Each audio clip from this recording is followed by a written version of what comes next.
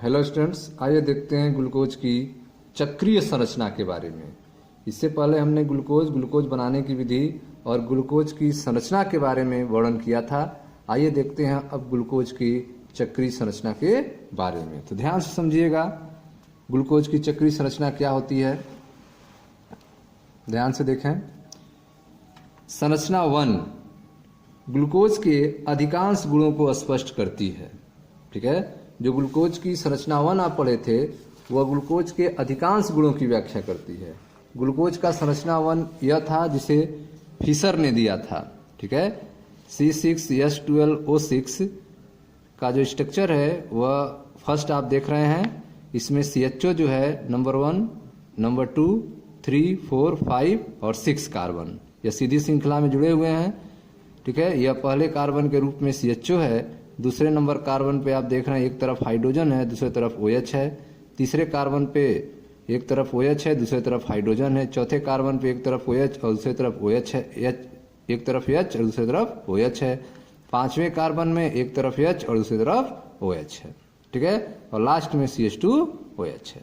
तो यह स्ट्रक्चर जो है फिशर ने दिया था, जिसमें OH समूहों का सही दिक् स्थान व्यवस्था को दर्शाया गया है। ठीक है, यह जो संरचना 1 है यह ग्लूकोज के अधिकांश गुणों की व्याख्या करता है। ठीक है, लेकिन कुछ अभिक्रियाएं हैं जिनकी व्याख्या इस संरचना से नहीं की जा सकती है। ठीक है, तो आइए उसको देखते हैं। देखें ध्यान से। ग्लूकोज संरचना 1 ग्लूकोज के अधिकांश गुणों को स्पष्ट करती है, परंतु निम्नलिखित अभिक्रियाएं एवं तथ्य इस संरचना द्वारा स्पष्ट नहीं होती है। ठीक है, तो जो अधिकांश गुण हैं वह फिशर के द्वारा दिए गए ग्लूकोज के स्ट्रक्चर से हम समझा सकते हैं, लेकिन कुछ गुण हैं जिसको हम नहीं समझा सकते हैं, जैसे एल्डिहाइड समूह उपस्थित होते हुए भी। ठीक है, ग्लूकोज में एल्डिहाइड समूह है, CHO ग्रुप है। ठीक है, तो एल्डिहाइड समूह उपस्थित होते हुए भी ग्लूकोज सिर्फ परीक्षण नहीं देता है। ठीक है, एल्डिहाइड ग्रुप होते हुए भी ग्लूकोज जो है सिर्फ परीक्षण नहीं देता है। यह सोडियम हाइड्रोजन सल्फाइड के साथ हाइड्रोजन सल्फाइड यौगिक उत्पाद नहीं बनाता है। ठीक है, तो आप देख रहे हैं कि एल्डिहाइड समूह जो है ग्लूकोज में उपस्थित है, लेकिन ग्लूकोज जो है सिर्फ परीक्षण नहीं देता है और यह NaHSO3 के साथ हाइड्रोजन सल्फाइड यौगिक उत्पाद नहीं बनाता है। ठीक है, ग्लूकोज का पेंटा एसीटेट हाइड्रोक्सिल एमीन के साथ अभिक्रिया नहीं करता है। ग्लूकोज का जो पेंटा एसीटेट बनता है वह हाइड्रोक्सिल एमीन के साथ अभिक्रिया नहीं करता है। इसका क्या अर्थ हुआ? अर्थात इससे स्पष्ट है कि जो मुक्त CHO समूह की अनुपस्थिति को इंगित करता है, मुक्त CHO समूह की अनुपस्थिति को इंगित करता है। अर्थात जो ग्लूकोज में CHO समूह है वह मुक्त नहीं है। ठीक है, वह किसी से कंबाइंड में है, किसी से जुड़ा हुआ है, वह फ्री नहीं है CHO की वह अभिक्रिया कर सके। ठीक है, ग्लूकोज का पेंटा एसीटेट हाइड्रोक्सिल एमीन के साथ अभिक्रिया नहीं करता है। इसका मतलब ग्लूकोज के अंदर जो CHO समूह है, ठीक है, वह मुक्त रूप से नहीं है। ठीक है, तो आप देख रहे हैं कि संरचना 1 जो फिशर ने दिया था वह ग्लूकोज के अधिकांश गुणों को स्पष्ट करता है, परंतु निम्नलिखित अभिक्रियाओं एवं तथ्य इस संरचना द्वारा स्पष्ट नहीं होते हैं, जैसे कि नंबर 1 एल्डिहाइड समूह उपस्थित होते हुए भी ग्लूकोज सिर्फ परीक्षण नहीं देता है और यह NaHSO3 के साथ हाइड्रोजन सल्फाइड यौगिक उत्पाद नहीं बनाता है। ठीक है, नंबर 2 ग्लूकोज का पेंटा एसीटेट हाइड्रोक्सिल एमीन के साथ अभिक्रिया नहीं करता है, जो मुक्त CHO समूह की अनुपस्थिति को इंगित करता है। ठीक है, तीसरा नंबर देखें ध्यान से। ग्लूकोज 2 भिन्न क्रिस्टलीय रूपों में पाया जाता है।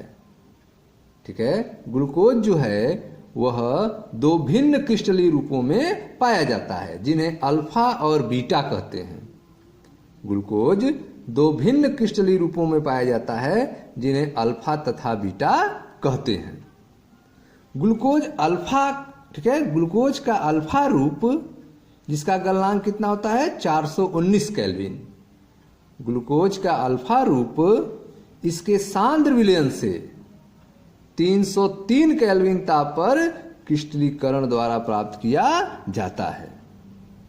ठीक है, तो आप देख रहे हैं कि ग्लूकोज के सांद्र विलयन से 303 केल्विन ताप पर क्रिस्टलीकरण के द्वारा ग्लूकोज का अल्फा रूप प्राप्त किया जाता है जिसका गलनांक 419 केल्विन है। जबकि ग्लूकोज का बीटा रूप 371 केल्विन पर ग्लूकोज के गर्म एवं संतृप्त विलयन से इसके क्रिस्टलीकरण से प्राप्त किया जाता है। ठीक है, तो आप देख रहे हैं ग्लूकोज का जो बीटा रूप है वह 371 केल्विन पर ग्लूकोज के गर्म एवं संतृप्त विलयन के क्रिस्टलीकरण से प्राप्त किया जाता है जिसका गलनांक 423 केल्विन होता है। ठीक है, तो आप देख रहे हैं कि ग्लूकोज जो है वह दो भिन्न क्रिस्टलीय रूपों में पाया जाता है जिन्हें अल्फा तथा बीटा कहते हैं।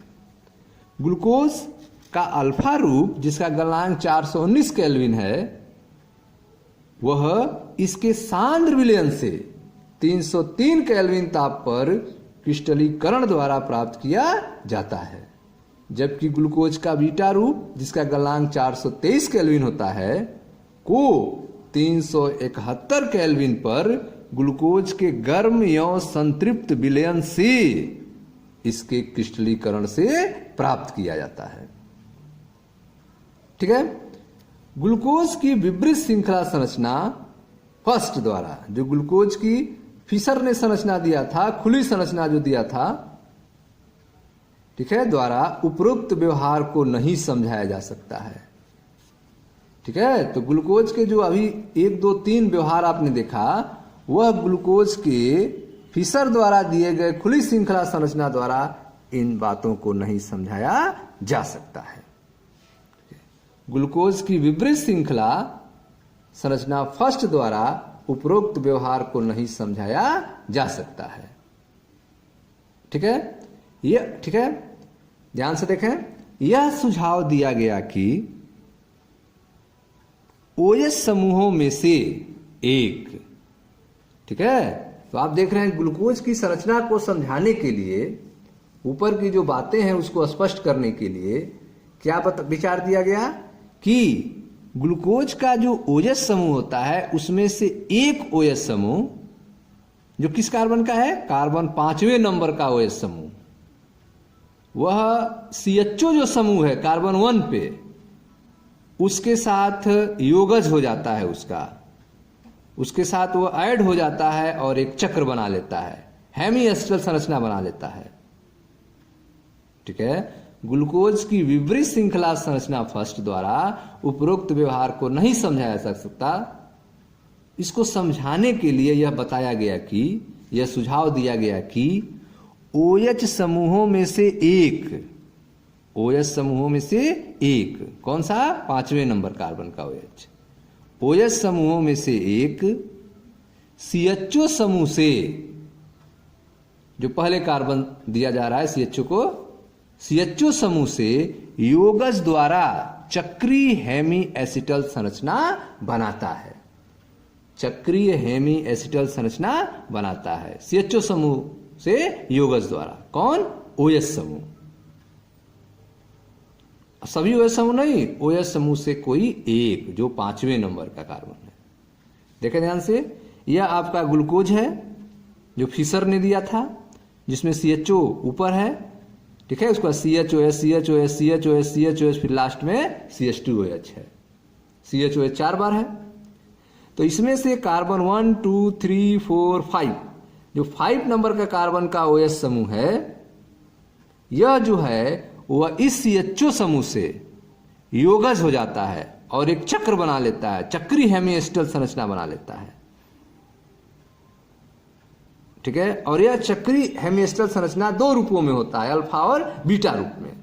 ध्यान से देखें, एक रूप यह हो सकता है अल्फा डी प्लस ग्लूकोज के रूप में, जिसमें OH आप देख रहे हैं दाहिने तरफ है, इसको अल्फा डी प्लस ग्लूकोज कह रहे हैं, जिसमें OH क्या है, पहले कार्बन का दाहिने तरफ है। जबकि बीटा डी प्लस ग्लूकोज में जो OH है वह बाएं तरफ है। OH किधर है, बाएं तरफ है।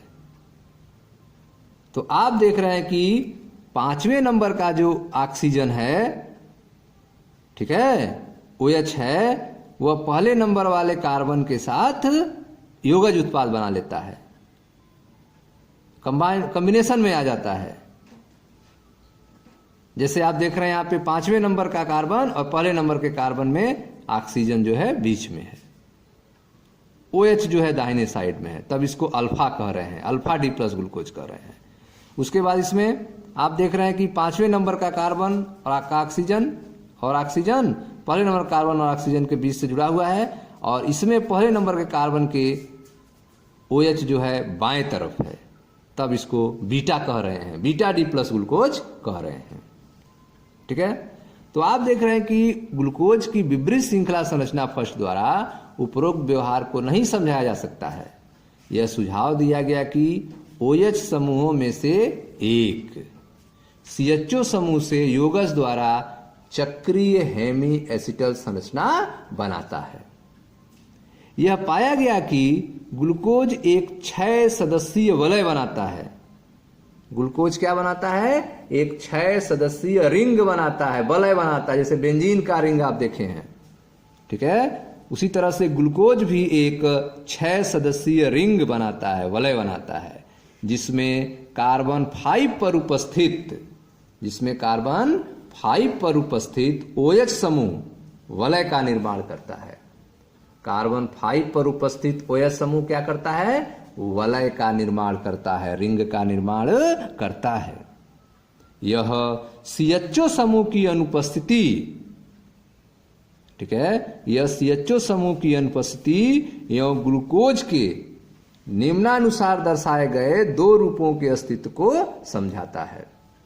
ठीक है। तो आप देख रहे हैं कि ग्लूकोज जो है वह एक 6 सदस्यीय वलय बनाता है, जिसमें कार्बन 5 पर उपस्थित OH समूह वलय का निर्माण करता है। 5वें नंबर पर उपस्थित OH समूह क्या करता है, एक रिंग का निर्माण करता है, एक वलय का निर्माण करता है। ठीक है। यह CHO समूह की अनुपस्थिति और ग्लूकोज, अब यहां देख रहे हैं CHO समूह नहीं है, एक नंबर कार्बन के पास CHOH है। ठीक है, इसमें भी आप देख रहे हैं CHOH है, सब CHO नहीं ना है। यह CHO समूह की अनुपस्थिति एवं ग्लूकोज के निम्नानुसार दर्शाए गए दो रूपों के अस्तित्व को समझाता है। ग्लूकोज जो है दो रूपों का अस्तित्व होता है, एक अल्फा होता है जिसमें OH दाहिने तरफ होता है, एक बीटा होता है जिसमें OH बाएं तरफ होता है, जिसे अल्फा डी प्लस ग्लूकोज और बीटा डी प्लस ग्लूकोज कहते हैं। ये दोनों चक्रीय रूप जो हैं वह ग्लूकोज की विपरीत श्रृंखला के साथ साम्य में रहते हैं। देखें साम्य का निशान बना हुआ है, उत्क्रमणी का निशान। ठीक है। तो यह जो अल्फा रूप और बीटा रूप है, यह दोनों ग्लूकोज का जो विपरीत श्रृंखला संरचना है, ओपन स्ट्रक्चर है, उनके साथ किस रूप में रहते हैं, साम्य के रूप में रहते हैं। ठीक है। ये दोनों चक्रीय रूप ग्लूकोज की विपरीत श्रृंखला के साथ साम्य में रहते हैं। आगे देखें ध्यान से।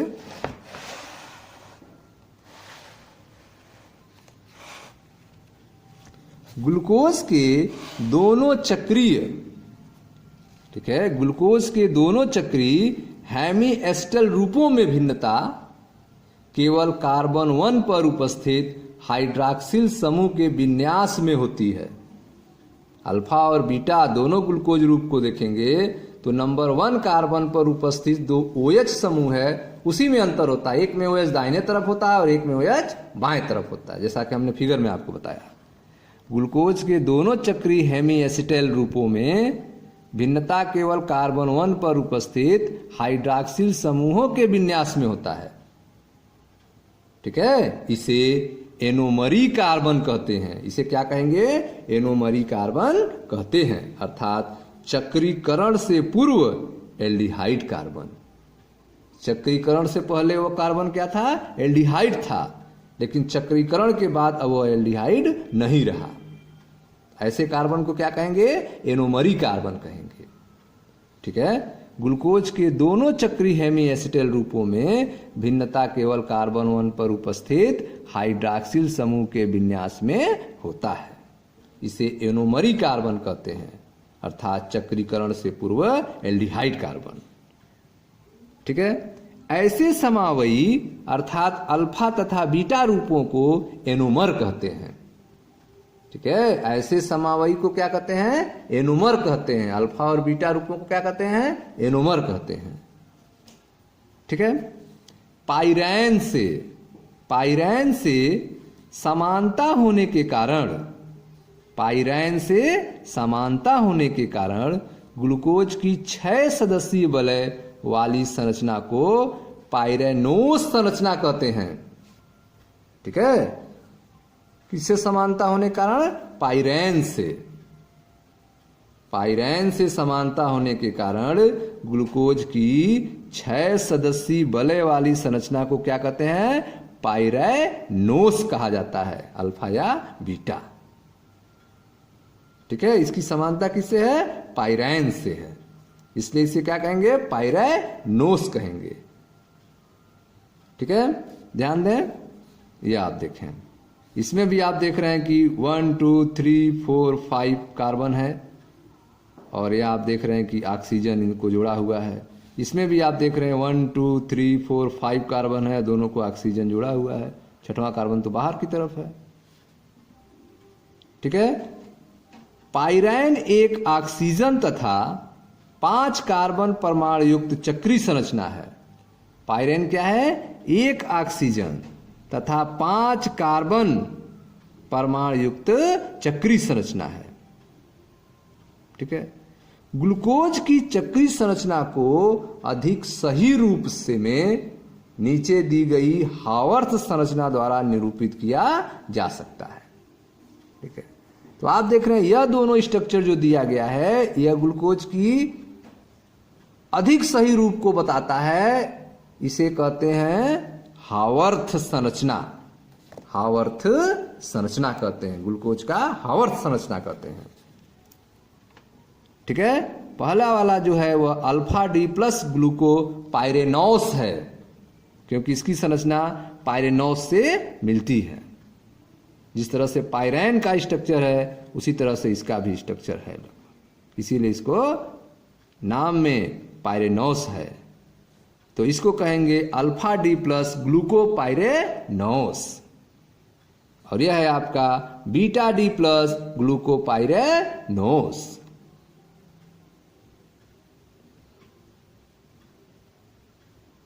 ठीक है, तो यह आपने देखा, इस दोनों संरचनाओं को क्या कहते हैं? हावर्थ संरचना कहते हैं। जैसे फिशर ने दिया था ग्लूकोज की संरचना, उसी तरह से पाइरैन के बेसिस पे आप ठीक है, हावर्थ संरचना देख रहे हैं।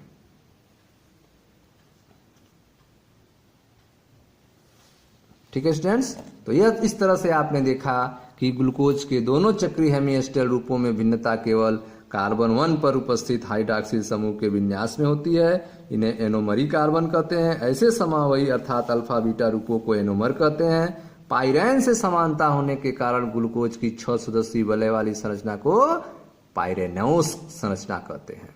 ठीक है, पाइरेन एक ऑक्सीजन तथा 5 कार्बन परमाणु युक्त चक्रीय संरचना है। ग्लूकोज के चक्रीय संरचना को अधिक सही रूप में नीचे दी गई हावर्थ संरचना के द्वारा निरूपित किया जाता है। Okay students, thank you.